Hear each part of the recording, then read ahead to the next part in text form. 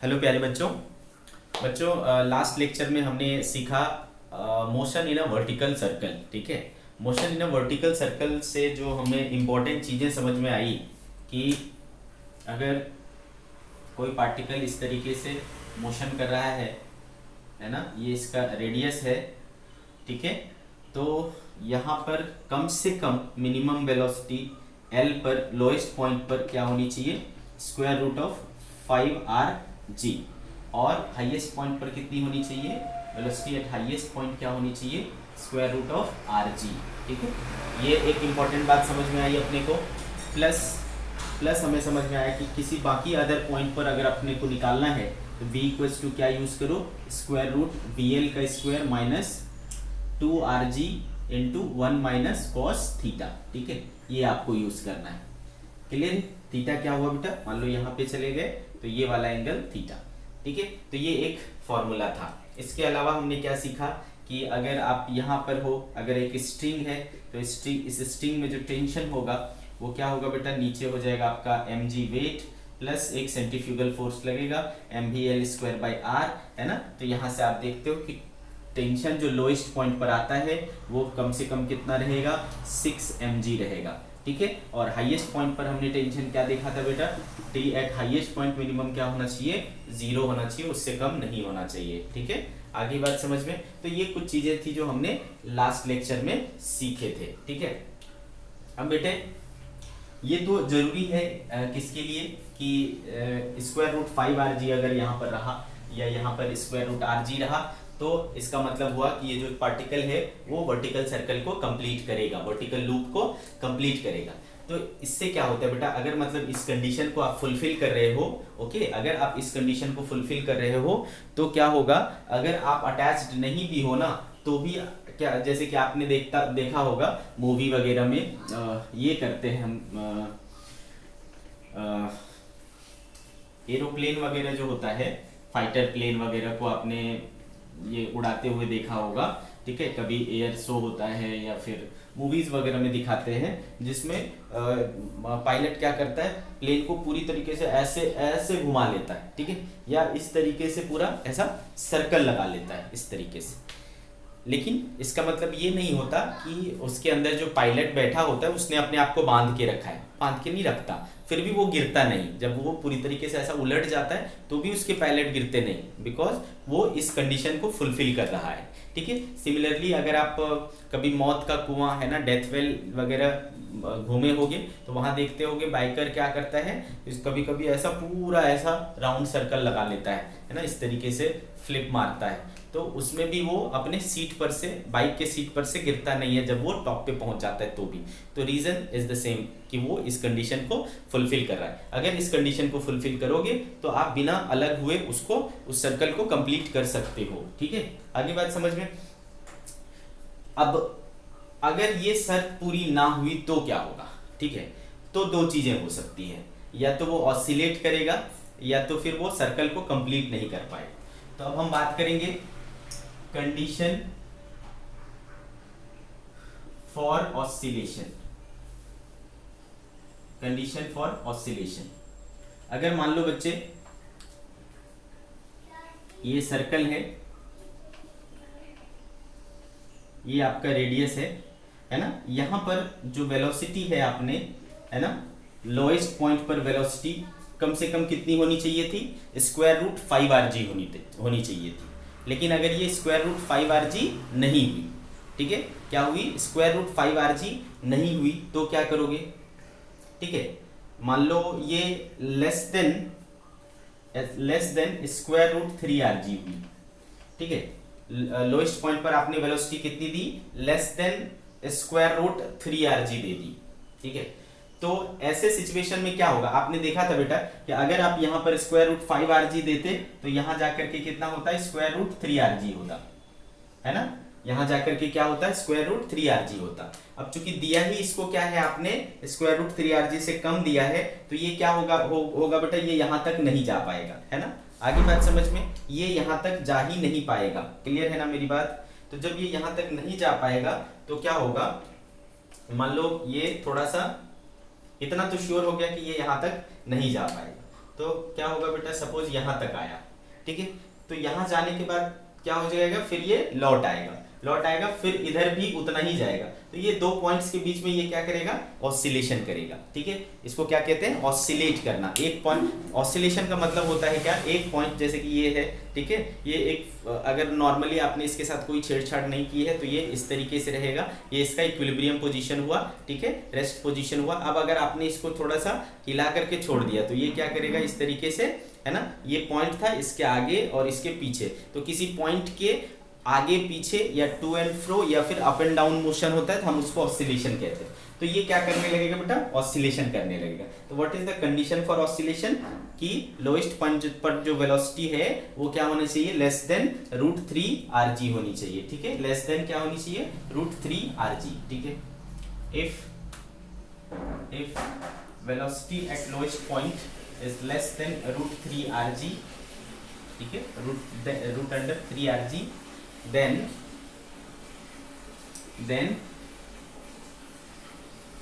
particle will not be able to complete the vertical circle को वो complete नहीं कर पाएगा, ठीक है। If VL is less than √3 rg, then particle will not be able to complete the vertical circle, but it will oscillate. ठीक है। So what is the condition for oscillation? Velocity at lowest point should be less than √3 rg, ठीक है, √3 rg। Clear है मेरी बात। अब देखो बेटे दूसरा कंडीशन फॉर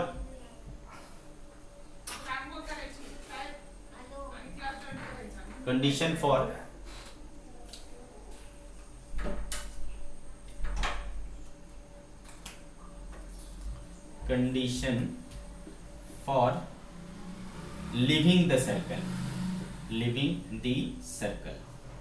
सर्कल को छोड़ देगा, सर्कुलर मोशन को वो छोड़ देगा। इसके लिए क्या कंडीशन है, तो अगर आपका VL जो है वो √3 rg से तो बड़ा हो लेकिन √5 rg से छोटा हो, ठीक है।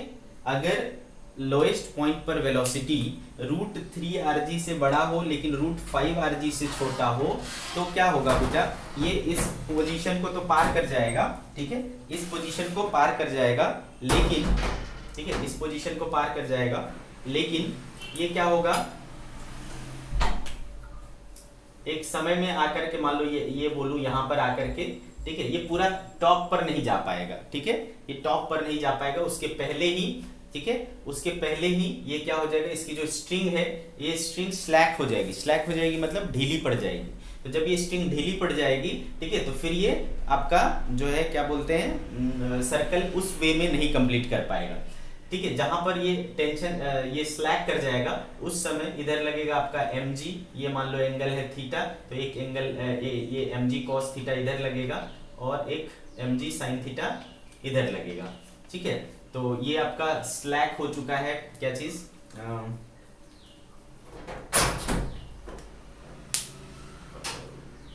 टेंशन अब लग नहीं रहा है बेटा, टेंशन नहीं लग रहा है तो सिर्फ क्या बचा अब उस पे ग्रेविटी बचा, ठीक है, टेंशन नहीं लगा तो बचा क्या, अब सिर्फ ग्रेविटी बचा। तो ग्रेविटी के कारण अब क्या होता है इसमें, ये आपका सर्कुलर मोशन ना करके क्या करने लगता है, ये प्रोजेक्टाइल, क्योंकि लास्ट टाइम इस पर वेलोसिटी का डायरेक्शन कैसा होगा, ऐसा, इस तरीके का, तो यहाँ के बाद ये क्या करेगा, ये ऐसा वो करेगा, क्या बोलते हैं, प्रोजेक्टाइल मोशन, मतलब ये मिक्स हो जाएगा किसका, यहां तक सर्कुलर करेगा, इसके बाद क्या करेगा, प्रोजेक्टाइल मोशन, ठीक है। तो ये हो जाता है combination of circle and projectile motion, ये पूरी तरीके से सर्कल नहीं रह जाता है, ठीक है। तो इस वजह से हम बोल सकते हैं कि इसने सर्कुलर मोशन को छोड़ दिया, तो अगर आपसे पूछा जाए कि सर्कुलर मोशन को छोड़ने का लिविंग द सर्कल का क्या कंडीशन होगा, तो √3 rg से लेकर के √5 rg तक अगर उसकी वेलोसिटी है, ठीक है, लोएस्ट पॉइंट पर, तो पार्टिकल क्या करेगा, एक समय बाद ये इस लेवल को तो पार करेगा और पार करने के बाद एक समय बाद वो कैसा करने लगेगा, प्रोजेक्टाइल करने लगेगा। तो आप बोल सकते हो कि it is the combination of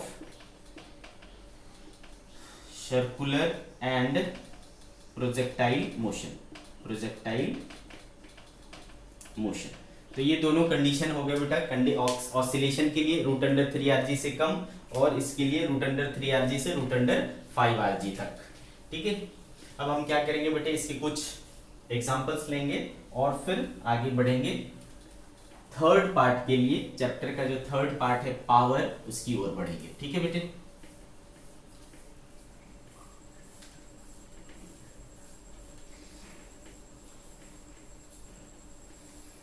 चलो कुछ एग्जांपल ले लेते हैं।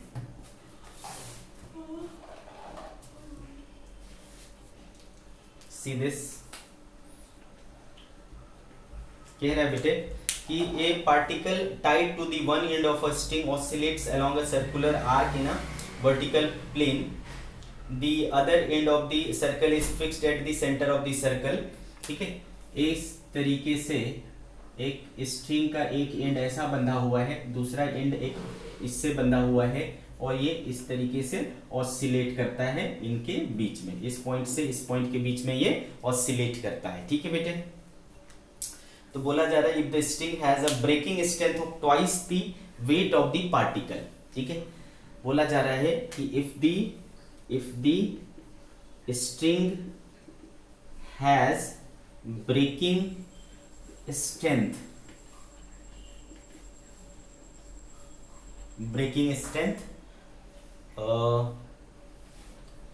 of twice the weight of the particle, of twice the weight of the particle। ठीक है, weight of the particle, find maximum distance that the particle can cover in one cycle of oscillation। Find maximum distance that particle will cover in one cycle। ठीक है, one cycle मतलब एक बार जाना plus आना। ठीक है, सेकेंड बोल रहा है फाइंड, चलो पहला पार्ट कर लें, find maximum distance that particle will cover. चलो पहला पार्ट कर लेते हैं। अब देखो इसमें जो ये बात कहा है breaking strength of twice the weight of the particle, मतलब वो जो स्ट्रिंग है, ये वाली जो स्ट्रिंग है, वो मैक्सिमम कितना झेल सकता है। ठीक है, तो वो बोलता है बेटा वेट ऑफ द पार्टिकल के डबल, है ना। ब्रेकिंग स्ट्रेंथ का मतलब होता है इससे ज्यादा अगर उस स्ट्रिंग पर टेंशन लगाएंगे तो टेंशन क्या हो जाएगी, ब्रेक हो जाएगी। तो टेंशन मैक्सिमम कितना झेल सकता है, बोलता है twice of the weight of the particle. तो पार्टिकल का वेट क्या होगा बेटा, mg होगा। ठीक है, पार्टिकल का वेट क्या होगा, mg। और बेटा आपने देखा जब अपने वर्टिकल सर्कल पढ़ा तो नीचे में कितनी टेंशन लग रही थी, 6 mg, और ऊपर में कितनी टेंशन लग रही थी, 0। तो इसका मतलब होता है कि सबसे ज्यादा टेंशन कहाँ होता है, लोएस्ट पॉइंट पर, और सबसे ज्यादा टेंशन कहाँ होता है, सबसे ज्यादा टेंशन लोएस्ट पॉइंट पर होता है और सबसे कम टेंशन हाईएस्ट पॉइंट पर होता है। ठीक है, तो लोएस्ट पॉइंट पर हमेशा क्या होता है, सबसे ज्यादा टेंशन होता है। ठीक है, तो इस कंडीशन में ही सबसे ज्यादा टेंशन लगेगा, और वो मैक्सिमम कितना बोल रहा है, ट्वाइस ऑफ वेट, यानी 2 mg के बराबर होना चाहिए। ठीक है, तो ऊपर लग रहा है 2 mg, नीचे लग रहा है mg। मान लो कि इस समय इसकी वेलोसिटी लोएस्ट पॉइंट पर इसकी वेलोसिटी क्या है बेटा, vl है। तो आपको पता ही है बेटा यहाँ पर एक और फोर्स लगेगा, कौन सा वाला, सेंट्रीफ्यूगल। तो mvl²/r हो जाएगा बेटा। ठीक है, mvl²/r हो जाएगा। तो यहाँ पर अगर हम यूज करेंगे तो पार्ट ए सॉल्व कर रहे हैं हम लोग, देयरफॉर क्या हो जाएगा बेटा, Tmax इक्वल टू क्या हो जाएगा, mg प्लस mvl²/r। ठीक है, तो Tmax इसने बोला 2 mg equals to mg plus mvl²/r, ये बचा बेटा mg, mvl²/r, m कैंसिल हो गया, तो vl इक्वल्स टू क्या आया, देखो √rg। तो लोएस्ट पॉइंट पर जो उसकी वेलोसिटी है वो क्या है, √rg है। ये बात हमें समझ आया। ठीक है, ये बात हमें समझ आया। ओके, क्लियर है आपको। अब देखो बेटा, मान लिया कि ये एंगल क्या है, थीटा है, तो इधर भी क्या होगा, थीटा होगा। ओके, तो जैसा कि आप देख सकते हो ये आर है और ये भी क्या है बेटा, आर है, ठीक है। लेकिन अब मैं ये आर है तो इसको क्या कह सकता हूँ, आर कॉस थीटा, है ना, पहले भी किए हैं। तो ये क्या है, आर कॉस थीटा। तो ये कितना हुआ बेटा, ये टोटल आर, यहां से यहां तक आर कॉस थीटा, तो ये क्या बचा, r minus are cos theta, this is h, ठीक है। यहां से लेकर के यहां तक में कितना एच हो गया बेटा, दिस मच इज एच, ठीक है, r minus are cos theta. तो ये मैक्सिमम कहां तक जाएगा, ये ऑसिलेट करके यहां तक जाएगा, एक्सट्रीम पोजीशन। एक्सट्रीम पोजीशन पर वेलोसिटी क्या हो जाता है बेटा, जीरो हो जाता है, ठीक है। एक्सट्रीम पोजीशन पर वेलोसिटी क्या हो जाता है, जीरो हो जाता है। इसको हमने क्या लिया है, रेफरेंस लाइन लिया है। तो आपको पता है बेटा यहाँ पर सिर्फ और सिर्फ क्या लग रहा है, कौन सा फोर्स लग रहा है, ग्रेविटी लग रहा है। आप बोलोगे टेंशन भी तो लग रहा है सर, लेकिन टेंशन वर्क नहीं कर रहा है। क्यों नहीं वर्क कर रहा है बेटा, क्योंकि टेंशन हमेशा परपेंडिकुलर काम कर रहा है ना। ये सर्कल है और ये रेडियस है, तो सर्कल हुआ, सर्कल पर रेडियस क्या होता है, परपेंडिकुलर। टेंशन परपेंडिकुलरली काम कर रहा है तो वो वर्क कर नहीं रहा है। तो सिर्फ काम कौन कर रहा है, ग्रेविटी कर रहा है, ठीक है। ग्रेविटी क्या होता है बेटा, आपका कंजर्वेटिव फोर्स है। तो आप यहाँ पर कंजर्वेशन ऑफ मैकेनिकल एनर्जी लगा सकते हो, है ना, कंजर्वेशन ऑफ मैकेनिकल एनर्जी लगा लो। तो ये रेफरेंस हो गया बेटा, तो यहाँ पर पोटेंशियल एनर्जी नहीं है, ठीक है। तो eight lowest point potential energy zero, kinetic energy हो जाएगा हाफ एम वी एल का स्क्वायर, ठीक है, हाफ एम वी एल का स्क्वायर, ठीक है। तो टोटल एनर्जी क्या हो गया बेटा, टोटल एनर्जी हो गया हाफ एम वी एल का स्क्वायर एट एक्सट्रीम पोजीशन, है ना, वो जो हाईएस्ट वाला पोजीशन है वहां पर क्या हो जाएगा, काइनेटिक एनर्जी जीरो, क्योंकि हाईएस्ट पर जीरो हो जाता है। पोटेंशियल एनर्जी कितना हो जाएगा बेटा, पोटेंशियल एनर्जी हो जाएगा एम जी, और एच देखो कितना है, r minus are cos theta, यानी आर कॉमन हो गया, 1 minus cos theta, this is potential energy. Therefore total energy is m ji are 1 minus cos of theta, ठीक है। तो एनर्जी कंजर्वेशन से हम क्या करेंगे बेटा, दोनों को बराबर करेंगे, इक्वेशन 1 इक्वेशन 2, है ना, इन दोनों को एनर्जी कंजर्वेशन से क्या कर सकते हैं, बराबर कर सकते हैं। तो क्या हो गया, half M V L square is equals to M ji are 1 minus cos of theta, ठीक है, M ji are 1 minus cos theta.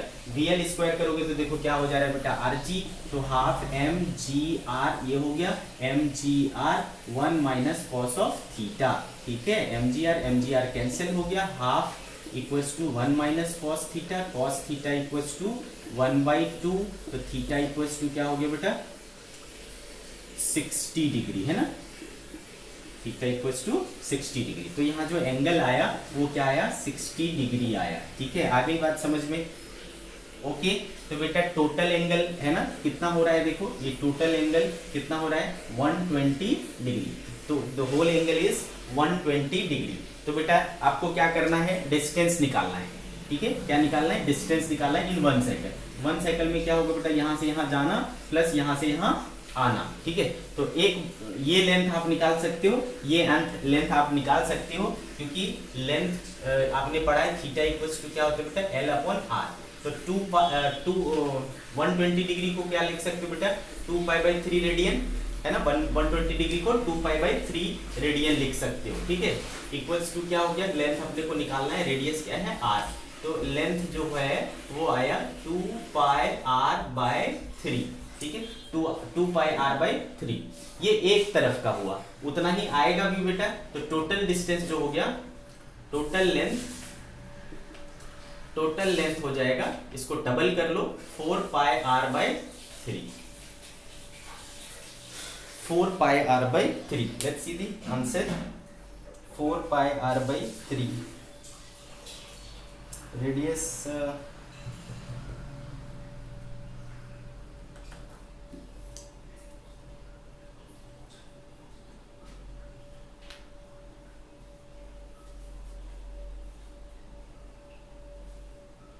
कुछ गड़बड़ किया मैंने,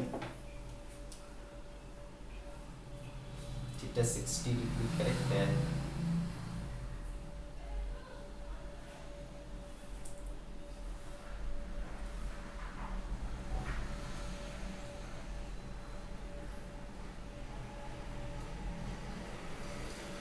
अच्छा, लेंथ ऑफ स्टिंग दे दिया है आपको 50 सेंटीमीटर, ठीक है बेटा। यहाँ पर लेंथ ऑफ स्ट्रिंग भी गिवन है 50 सेंटीमीटर, देन आ जाएगा आपका। ठीक है, तो इसको यूज कर लोगे बेटा तो क्या हो जाएगा, देखो 4π/3 और r कितना हो गया 50 सेंटीमीटर, मतलब हाफ मीटर हो गया बेटा, तो हाफ, तो ये हो जाएगा 2π/3। ठीक है, तो देखो आपका जो टोटल डिस्टेंस आया वो कितना आया, 2π/3 metre. Total distance is 2π/3 metre. तो first part is solved, answer आया 2π/3, है ना। आपका लेंथ भी गिवन था, यानी रेडियस आपका गिवन था। ठीक है, अब हम क्या करेंगे, सेकेंड पार्ट पूछ रहा है आपसे हमसे कि find the position in the extreme position. ठीक है, position in the extreme position, ये पोजीशन क्या है, ठीक है, ये पूछा जा रहा है। तो इसको बताया जा सकता है, कैसे बताओगे, एच निकाल लो। ठीक है, एच निकालोगे तो आपको क्या मिल जाएगा, पोजीशन मिल जाएगा। एच कितना था बेटा, r minus are cos theta, चूंकि आपको r भी पता है और थीटा भी पता है तो पोजीशन पता चल जाएगा। तो second part is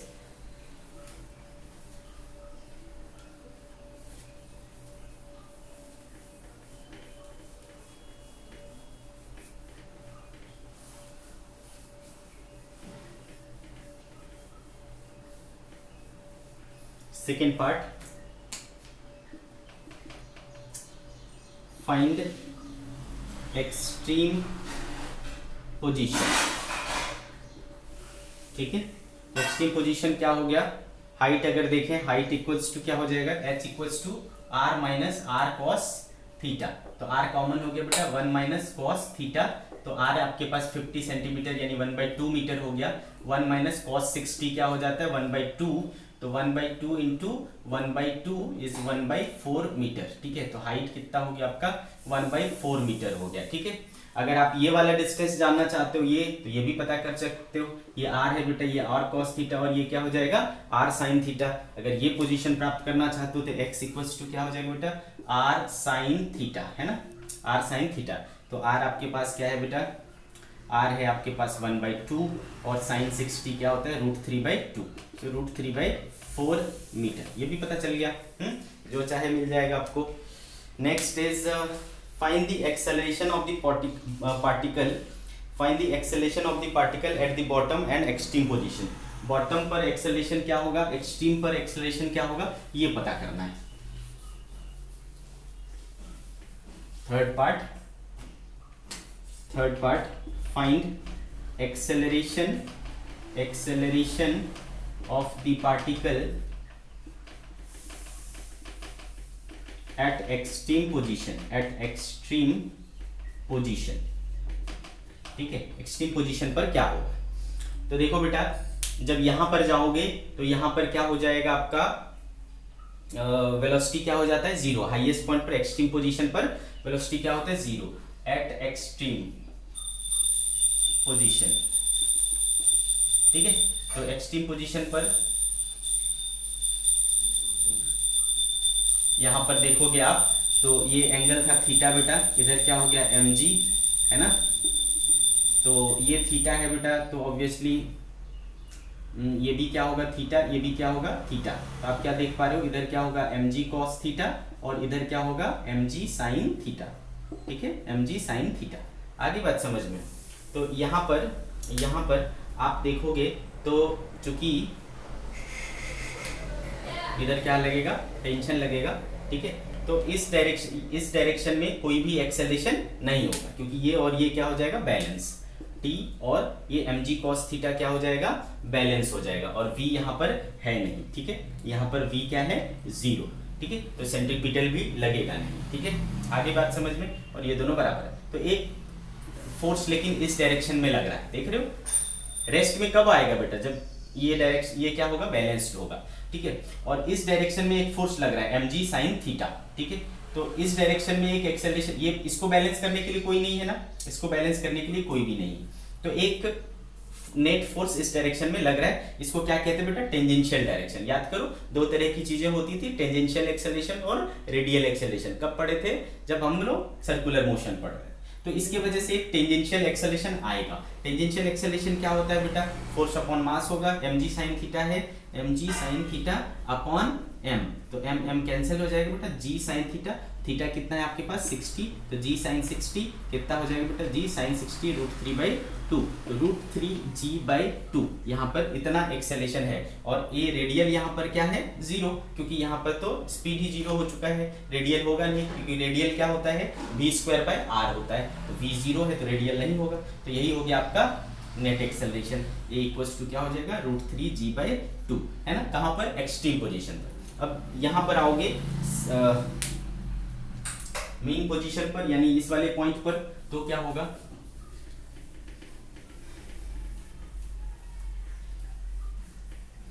C bottom point पर आपका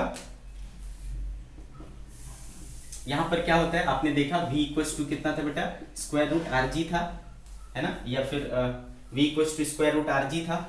तो आपको पता है रेडियल एक्सेलरेशन क्या होता है, v²/r होता है, तो ये हो जाएगा rg अपॉन r कैंसिल, ये हो जाएगा g, और a टेंजेंशियल, यहाँ पर a टेंजेंशियल कुछ भी नहीं होगा, क्योंकि सारे एक फोर्स इधर लग रहा है, टेंशन इधर लग रहा है, इस तरफ कोई फोर्स नहीं लग रहा है, तो टेंजेंशियल क्या होगा 0, यहाँ पर टेंजेंशियल 0 होगा, तो a नेट हो जाएगा बेटा g ओनली, ठीक है। तो बॉटम पर जो आपका एक्सेलरेशन होगा वो g होगा, ठीक है, बॉटम पर जो एक्सेलरेशन होगा वो स्मॉल g होगा। तो इस तरीके से आप सॉल्व कर सकते हो, है ना, क्लियर है मेरी बात। अब हम लोग आ चुके हैं बेटा इस चैप्टर के एंड पर, और लास्ट टॉपिक है आपका पावर, ठीक है, लास्ट टॉपिक क्या है बेटा, पावर। चलो इसको डिस्कस करते हैं और चैप्टर को फिनिश करते हैं।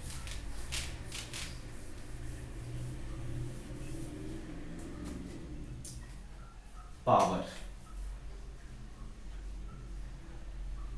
देखो पावर बेसिकली क्या होता है, किसी काम को आप कितनी तेजी से कर पाते हो ये बताता है आपका पावर, ठीक है।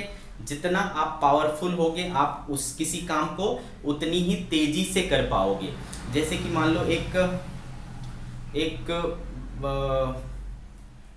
बूढ़ा व्यक्ति है ना, ओल्ड पर्सन है, ठीक है, तो वो क्या करेगा बेटा, किसी काम को बहुत धीरे धीरे करेगा, काम कर लेगा वो, लेकिन वो बहुत धीरे धीरे करेगा। लेकिन उसी काम को आप क्या कर सकते हो, बहुत जल्दी कर सकते हो, कम समय में कर सकते हो, ठीक है। तो ऐसा क्यों है, क्योंकि आप उस बूढ़े व्यक्ति से, बुजुर्ग व्यक्ति से आप क्या हो, ज्यादा पावरफुल हो, ठीक है।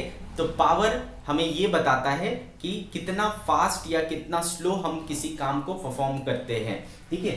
तो power is rate of doing work, rate of doing work is defined as power, ठीक है बेटा, rate of doing work is defined as power. तो it is denoted by P, it is denoted by P, तो P equals to क्या हो गया बेटा, work done upon time हो गया, ठीक है, P इक्वल्स टू क्या हो गया, वर्क डन अपॉन टाइम हो गया, क्लियर है। ये क्या हुआ बेटा, एवरेज पावर हुआ, एवरेज पावर। इंस्टेंटेनियस पावर चाहिए, अगर P इंस्टेंटेनियस चाहिए आपको, ठीक है, तो आपको क्या करना पड़ेगा बेटा, है ना, लिमिट लगा करके डेल T टेंड्स टू 0 कर करके, है ना, आपको P average del W by del T, ठीक है, आपको क्या करना पड़ेगा, है ना, लिमिट लगा करके डेल T टेंड्स टू 0 करोगे, क्योंकि स्मॉल करना होता है, ठीक है। तो ये सब बहुत हमने डिस्कस किया है, इसलिए मैं इसको शॉर्टकट पे निपटा रहा हूँ।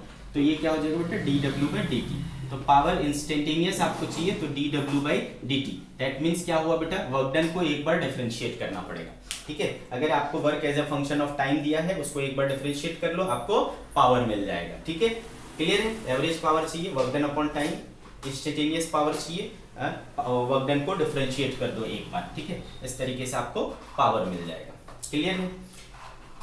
एक और चीज देखो आप, चूंकि आपने पढ़ा है कि वर्क डन क्या होता है बेटा, फोर्स और डिस्प्लेसमेंट का डॉट प्रोडक्ट होता है, जानते हो ना। तो अगर मैं इस चीज को यहाँ पर रखूं बेटा, देयरफॉर पावर इक्वल्स टू क्या हो जाएगा, d बाई डी टी, और वर्क डन की जगह पर मैं क्या लिख सकता हूँ, F डॉट डी, ठीक है, F डॉट डी। तो इसको फोर्स जो है क्या है, कांस्टेंट है, कांस्टेंट वाला फोर्स में हम बात कर रहे हैं, तो F कांस्टेंट है, बाहर आ जाएगा, ठीक है, डॉट डी, इसको एक्स कर लेता हूं, ठीक है, एक्स। तो dx बाय dt है ना, x क्या हो गया बेटा, डिस्प्लेसमेंट। तो बताओ dx बाय dt क्या होता है, वेलोसिटी होता है। तो देखो ये क्या निकल करके आ रहा है, f डॉट v, ठीक है। दैट मीन्स पावर का एक और रूप मिला हमें, f डॉट v, ठीक है। यानी फोर्स और वेलोसिटी का डॉट प्रोडक्ट कर लोगे, फोर्स और वेलोसिटी का डॉट प्रोडक्ट कर लोगे तो आपको क्या मिल जाएगा बेटा, ये मिल जाएगा, पावर मिल जाएगा, ठीक है। फोर्स और वेलोसिटी का डॉट प्रोडक्ट करने से आपको पावर मिल जाता है। आ रही बात समझ में आपको, क्लियर है ना। तो आपको देखो कितने फॉर्मूले मिले बेटा, 1 2 और ये 3। अगर आपको फोर्स वेक्टर दिया हो, वेलोसिटी वेक्टर दिया हो, डॉट प्रोडक्ट निकालो, पावर मिल जाएगा, ठीक है। वर्क डन दिया हो, टाइम दिया हो, सीधा निकालो। Work done as a function of time दिया हो, इस तरीके से निकालो, आपको मिल जाएगा, ठीक है। अब देखो बेटा, चूंकि आपको पता है कि कभी भी डॉट प्रोडक्ट को हम लोग क्या कहते हैं, स्केलर प्रोडक्ट भी बोलते हैं। क्यों बोलते हैं, क्योंकि इसका जो रिजल्ट आता है वो स्केलर क्वांटिटी होता है। दैट मीन्स कि पावर क्या है, एक scalar quantity, it is a scalar quantity, it is a scalar quantity. और क्या बेटा, ये एक स्केलर क्वांटिटी है, इसका SI यूनिट होता है बेटा, its SI unit is देखो बेटा, वर्क डन का क्या होता है, जूल, टाइम का क्या होता है, सेकंड। तो इसको क्या कह सकते हो, जूल पर सेकंड। इसी को हम लोग वॉट के नाम से जानते हैं, ठीक है, जूल पर सेकंड और वॉट। तो जूल पर सेकंड और वॉट, ठीक है। वॉट को कैसे शो करते हैं, W से। इसका डायमेंशनल फॉर्मूला निकालने बोला जाए, इट्स डायमेंशनल फॉर्मूला इज, बोलो बेटा, डायमेंशनल फॉर्मूला क्या हो जाएगा, डायमेंशनल फॉर्मूला हो जाएगा इसका, वर्क डन का क्या होता है बेटा, ml² t-2 अपॉन t। तो क्या हो जाएगा, ml² t-3। तो dimensional formula is ml² t-3। ये हो गई सारी जानकारी किसके बारे में, पावर के बारे में, ठीक है। तो we understood everything about power, ठीक है। सिंपल सिंपल क्वेश्चंस करने हैं आपको इसके ऊपर। वर्क डन निकालो, टाइम से डिवाइड करो, पावर मिलेगा।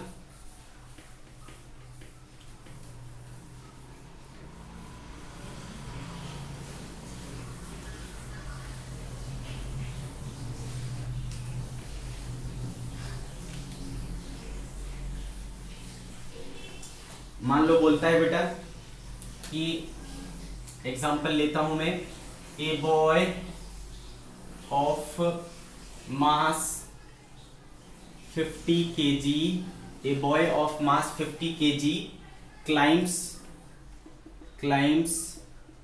100 stairs, each of height 20 centimeter, 20 centimeter। A boy of mass 50 kg climbs 100 stairs, each of height 20 centimeter in 10 second, find his power, power बताओ, ठीक है।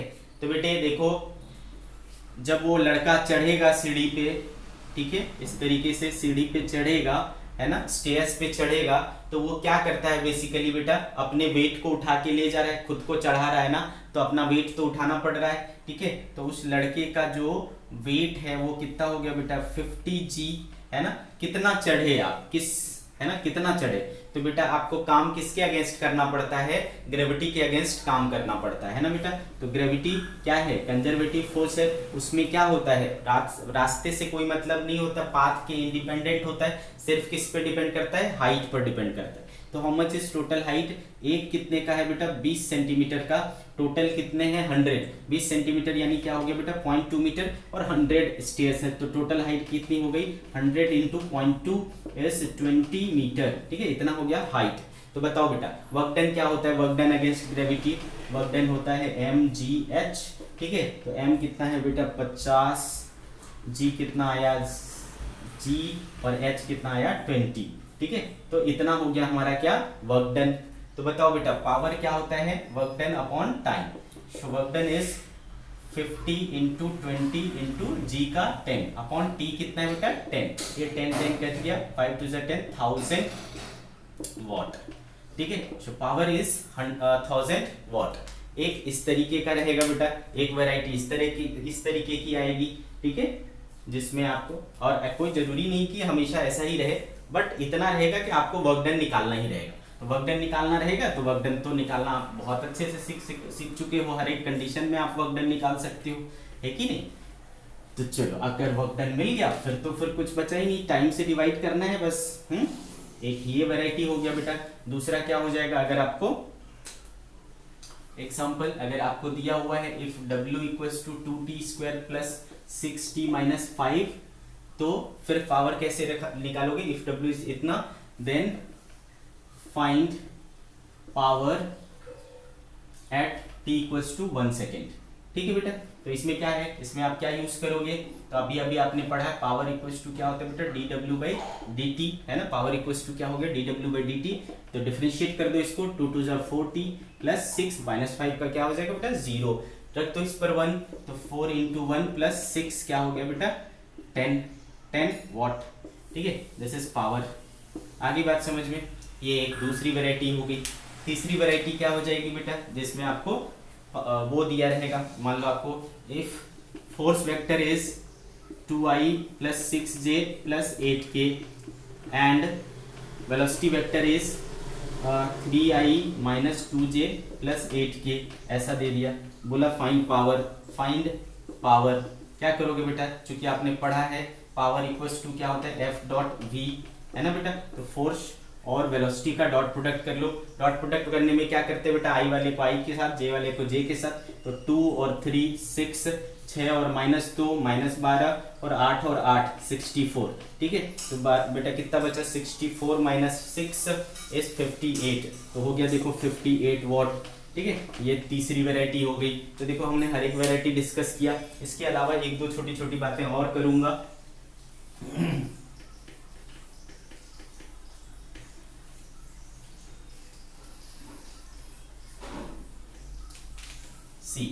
अगर मान लो आपको वर्क डन और टाइम के बीच में ग्राफ दिया हो, graph between work done and time. ठीक है, एक एक्सिस पर आपने क्या ले लिया बेटा, वर्क डन ले लिया, और एक एक्सिस पर आपने टाइम ले लिया। ठीक है, आगे बात समझ में। अगर आपको ग्राफ कुछ इस तरीके से मिला सपोज, ठीक है, तो इससे आपको क्या मिलेगा बेटा, तो मैंने आपको कभी भी बोला है कि आप अगर एक ग्राफ बनाते हो, अगर दोनों एक्सिस का डिवाइड होता है तो मतलब स्लोप है, और दोनों एक्सिस का मल्टीप्लाई होता है तो दैट मीन्स कि एरिया है। तो अगर मान लो मैं स्लोप निकालता हूँ, slope of WT graph, slope of WT graph. ठीक है, क्या हो जाएगा बेटा, क्या हो जाएगा, वर्क डन और टाइम का, तो ये हो जाएगा dw बाई dt। क्या होता है बेटा dw बाई dt, अभी अभी सीखा है, पावर होता है। ठीक है, दैट मीन्स आपने क्या सीखा, WT का स्लोप आपको क्या देता है बेटा, WT ग्राफ का अगर आप स्लोप कैलकुलेट करते हो तो आपको पावर मिल जाता है। ठीक है, तो नोट करके लिखेंगे the slope of work done time graph gives power. समझ गए बेटा, स्लोप समझते हो ना, स्लोप का मतलब होता है tan थीटा। ठीक है, स्लोप का मतलब होता है tan थीटा। तो ये देखो स्लोप tan थीटा बोल लो, dw बाई dt बोल लो, दोनों ही मतलब हुआ स्लोप मतलब यहाँ पर क्या दे रहा है आपको, पावर। ठीक है, सिमिलरिटी बेटा मैंने क्या बोला, अगर दोनों का प्रोडक्ट हो रहा हो तो आपको समझ जाना है क्या करना है, एरिया निकालना है। तो जैसे कि मैं बोलता हूँ कि चूंकि देखो आपने क्या देखा कि power equals to dw by dt, तो देयरफॉर dw इक्वल्स टू क्या हो जाएगा, p dt। ठीक है, dw इक्वल्स टू क्या हो जाएगा, p dt। तो हाँ चलो, ये तो हो गया, इसकी कहानी खत्म होगी। दूसरा ग्राफ लेते हैं। हाँ चलो, ये समझ गए आप। अगर आपको वर्क डन टाइम ग्राफ दिया हुआ है तो आपको क्या मिलेगा, उसके स्लोप से ये मिलेगा क्या, पावर। लेकिन अगर आपको ग्राफ दिया हो पावर और टाइम के बीच में, फिर क्या करोगे, graph between power and time.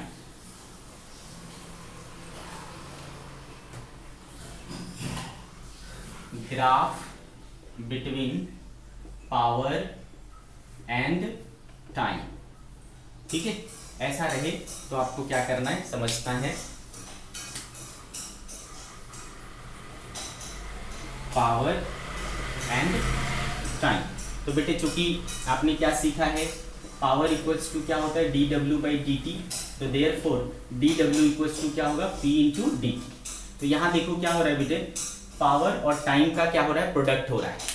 तो इस एक्सिस ये जो आपका ग्राफ है, कुछ भी ग्राफ बना हो, सपोज इस तरीके का ग्राफ बना हो, ठीक है, तो बेटा यहाँ पर पावर एक एक्सिस है, टाइम एक एक्सिस है, और इसमें देखो दोनों क्या हो रहा है प्रोडक्ट हो रहा है, ठीक है। तो इसका मतलब क्या हुआ, प्रोडक्ट मतलब एरिया, डिवाइड मतलब स्लोप, प्रोडक्ट मतलब एरिया। तो यहाँ पर पावर और टाइम का क्या हो रहा है प्रोडक्ट हो रहा है, इसका मतलब area under the graph of PT graph, ठीक है। पीटी ग्राफ का एरिया अंडर द कर्व जो होगा वो आपको क्या देगा, विल गिव वर्क डन, क्या देगा बेटा, वर्क डन देगा, ठीक है। तो डब्ल्यू टी ग्राफ के स्लोप से आपको पावर मिला, वहीं पावर और टाइम ग्राफ के एरिया अंडर द कर्व से आपको क्या मिलेगा, वर्क डन मिलेगा, ठीक है। तो ऐसे ग्राफ से भी आप प्रॉब्लम को सॉल्व कर सकते हो, ठीक है बच्चे। तो आज की सभा हम लोग यही समाप्त करेंगे बेटा। इसी के साथ आपका सिलेबस कंप्लीट होता है, ठीक है। सिलेबस भी इसी के साथ कंप्लीट हो जा, सॉरी सिलेबस नहीं, मतलब ये चैप्टर कंप्लीट होता है, वर्क एनर्जी एंड पावर। अब आपकी ड्यूटी बनती है कि आप ज़्यादा से ज़्यादा प्रॉब्लम सॉल्व करें और डाउट पूछें, ठीक है बच्चे। तो चलो आज की सभा यही समाप्त करते हैं, बाय बाय।